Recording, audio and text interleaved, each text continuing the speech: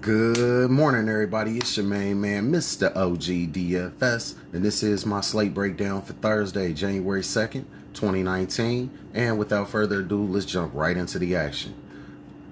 Up top, we got Luka Doncic, 10-8, going up against Brooklyn at home. Last time he bounced back, seemed like fully recovered from the injury.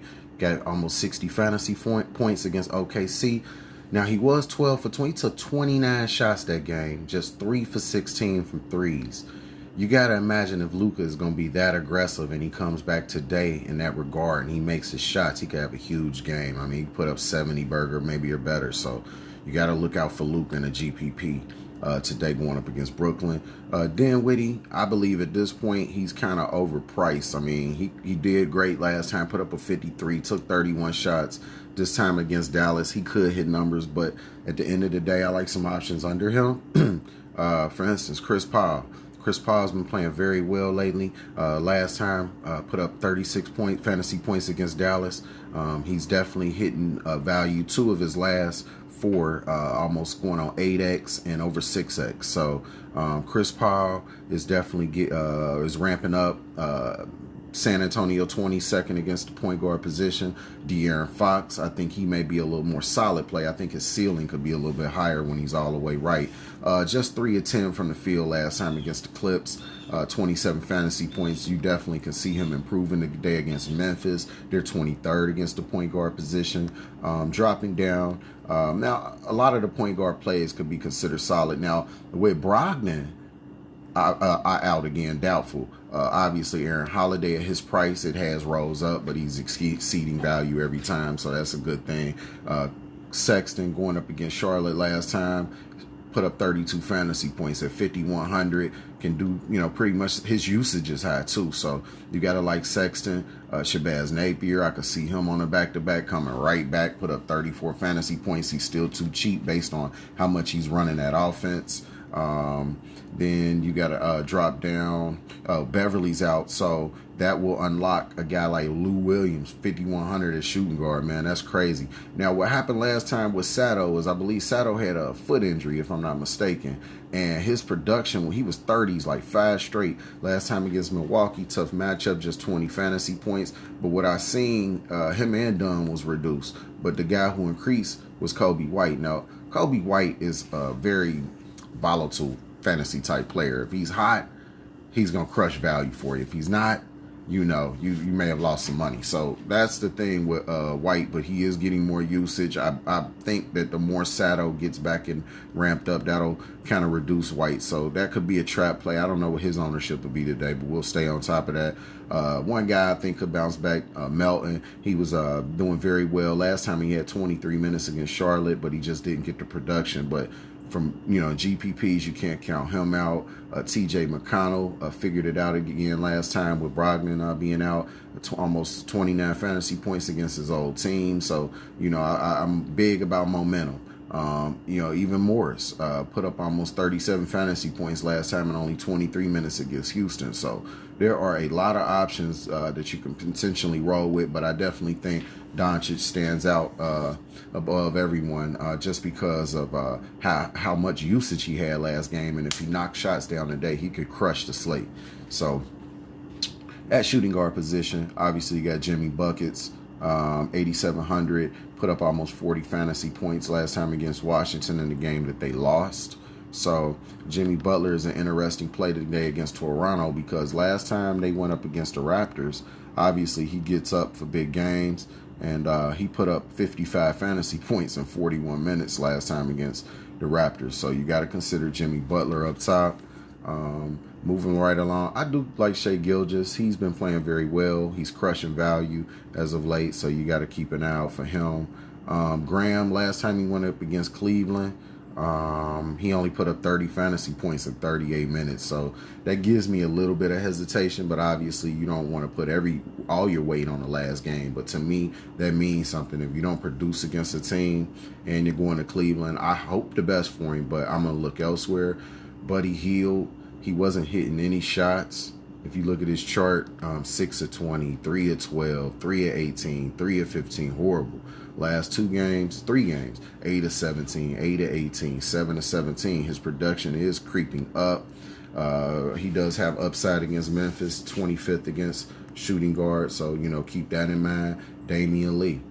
With everything going on at Golden State, guys being in and out, Lee is definitely getting you 5x or better every time. Got 12x against Houston on the 24th. That's when he was 4,400. But now that his price is up, he definitely should have value. Guy under him, if you want to save some money, I think Lou Williams could be one of the best plays on the slate today. Lou Williams, 41 fantasy points last time against Utah. Hit all his free throws, 5 from 14 from the field. So, $5,100 Lou Williams is crushing value. If you look at his last 4 games, 6x, 6x, going on 9x, and just one at just 4x. That was against the Lakers. Tougher defense, tough matchup. But Lou Williams, to me, is one of the best plays on the slate at shooting guard. Jordan Clarkson, if you like what Clarkson's doing with all that usage, 24 and 26 minutes, ramping up, letting him take all the shots he wants. He's killing value right now. So Jordan Clarkson is there. Terrence Davis, last 2 games, figured it out, 24 and 26 minutes. They gave him more minutes. Obviously, going to get more production. So he's exceeding value. He's definitely an option. A lot of good plays. Now, Duncan Robinson, his price is 4,100, but he's exceeding value. Over 6x 2 of his last 3 games, 5x 2 back. So Duncan Robinson price only went up $200. You gotta love him. Tyler Hero's price actually went down because his production just 20 minutes last time. So he's a more risky play. I like the consistency of what Duncan's doing right now.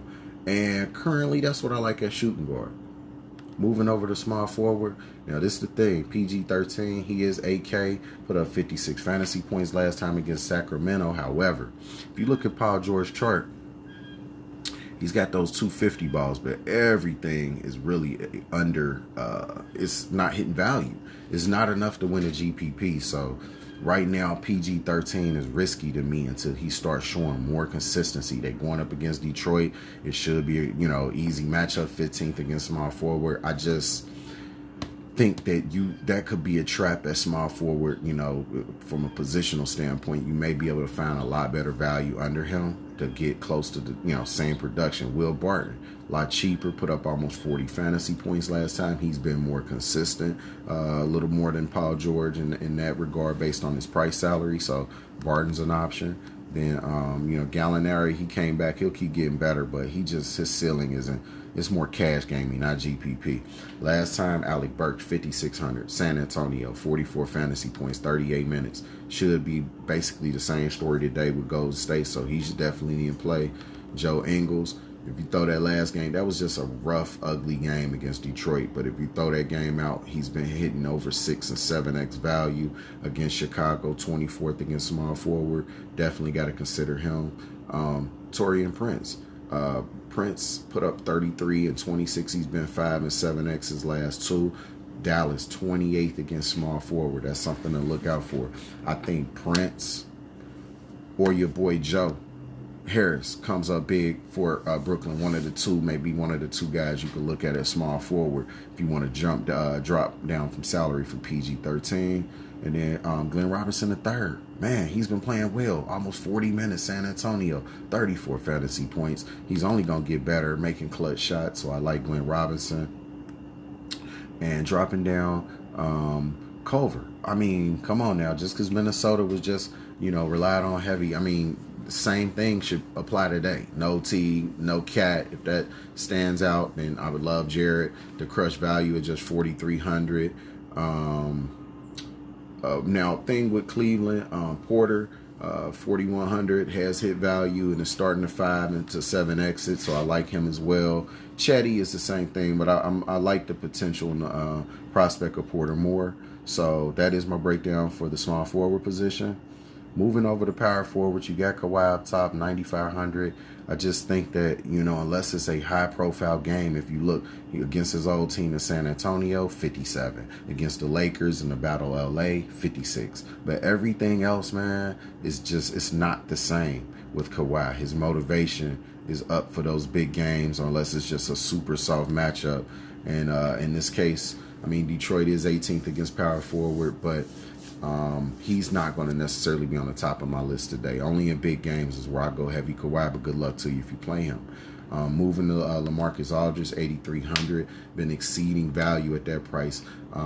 He when he was 7,200, he 9x'd it on the 22nd against Memphis, and then since his prices went up, he's 6 and 5x at this current price tag. So you gotta love Aldridge today against OKC at home. I like that. Sabonis 8K, he bounced back 45 fantasy points against Philly. He hit his shots. He played very well. So he's into consideration as well. I actually like Kevin Love today against Charlotte because last time Kevin Love went up against Charlotte, he did 30 minutes against Toronto. It should ramp back up. 32 minutes against Charlotte, 46 fantasy points, going on 7x. He 16 points, 14 rebounds, 7 assists. He had a great game. So Kevin Love is a consideration. Richaun Holmes, they haven't since the 30th, but last time he bounced back against the Clippers, 44 fantasy points.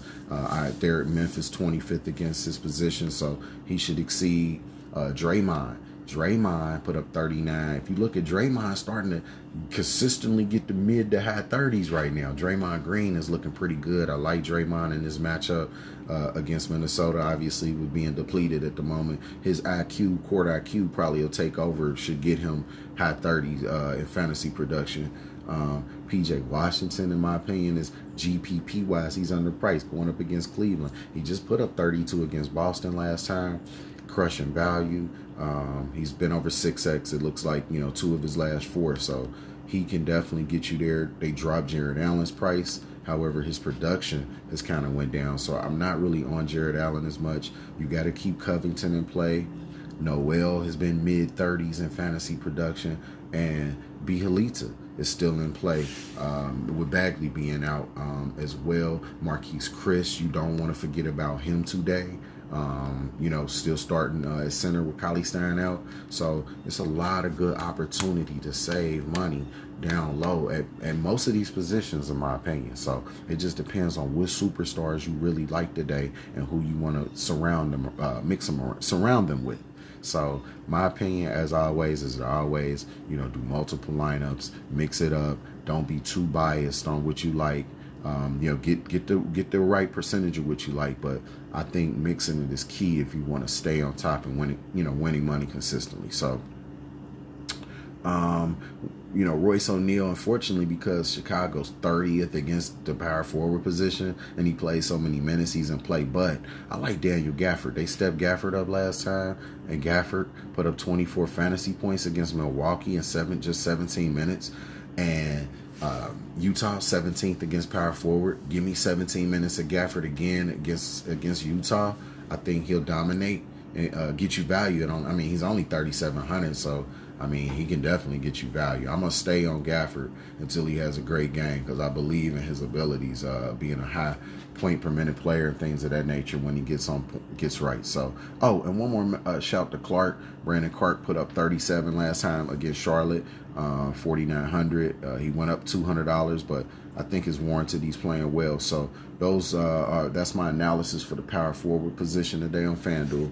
If Cat is out, obviously, still, Gorgie Ding's in play. Andre Drummond, last time 52 points, 62 against San Antonio. So he's playing better. A lot of usage relying on his efforts. If you're going to attack the Clippers, it's down low. So Drummond is in play. Nikola Jokic, he was 10 for 17. They tried to ramp him up. He just didn't get the peripherals that he needed. And he had 6 turnovers on top of it against a faster pace type team. So he struggled against them. Indiana seems more of a better pace for a Jokic game. So even though, his production has been limited as of late, GPP-wise, he could explode at any moment. You got Rudy Gobert, 8,800. He's been exceeding value. 2 of the last 4 had two tough games against the Clippers, obviously, and then against Portland. So Gobert at 8,800. Now, Valanciunas hasn't really been crushing value, so I've been on him lately, but I kind of got off of him after the last game.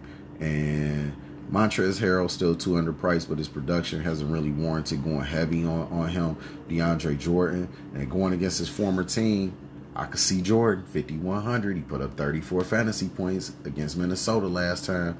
So DeAndre gonna want to show off in Dallas. They gonna give him love. That's like Melo going to New York, going back to New York. DeAndre Jordan, you got to look at him on the opposite side, Dwight Powell, because you know he'll be with the starters. So Powell has been exceeding value. He's definitely in play. Those are the 5K guys around that range I like. Under 5K, I like Ibaka Zubac, because if you're gonna give Zubac, y'all, 23 and 27 minutes of Zubac is dangerous. He could crush a slate, man. I'm telling you. So as long as they're going to do that and that continues, I'm going to play Ibaka Zubac. They'll need him against Drummond. I think his size is more what they need to go against Drummond. So that is something I definitely like in Zubac. Mason Plumlee. Last game, Houston, they're not a big team. So they didn't really need Mason Plumlee. He only played, 12 minutes? He should get back to what he normally does. Indiana 27th against his position, so he's in play. Just a shout here. Poeltl, I think Poeltl, he's exceeding value, 7x and almost 6 the last two. So these guys, you can't just not talk about these guys because you don't think they'll do well. I mean, if you're depending on how you're going to do your lineups, you need players like this to try to make some money. My job is to, analyze these slates and give me and yourself the best opportunity to make money. So we're going to go ahead and keep doing that. And then obviously, the more you do, the better. Like, I watch different shows and programs of other people that do DFS. I like their videos. I show supportive in their chats. So, I try to do my best to learn as much as I can. That's the thing. You want to learn as much in the DFS community that you can to get better. I don't like Tony Bradley as much, but he did put up 20 fantasy points. They finally gave him more minutes. 11 minutes against the Clippers. All right. Against Detroit, stepped it up and put up 20. That's why I think this is a interesting slate. So, and Zubac, he's going against Detroit now. That's why I had liked Zubac so much, because Bradley did it, Zubac can do it. So that is my current slate breakdown for January 2nd, 2019. Please like the video. Please comment. If you have any comments, or questions, please subscribe to the channel. If you have friends that play DFS, they play FanDuel, NBA, send them to this channel. I'm definitely going to be consistent for 2020 and get these videos out. Good luck today in DFS. Hope you make some money. I've been doing great lately, cashing on my lineups, and I wish you the same. It's your man, MrOgDfs. Have a great day. Peace.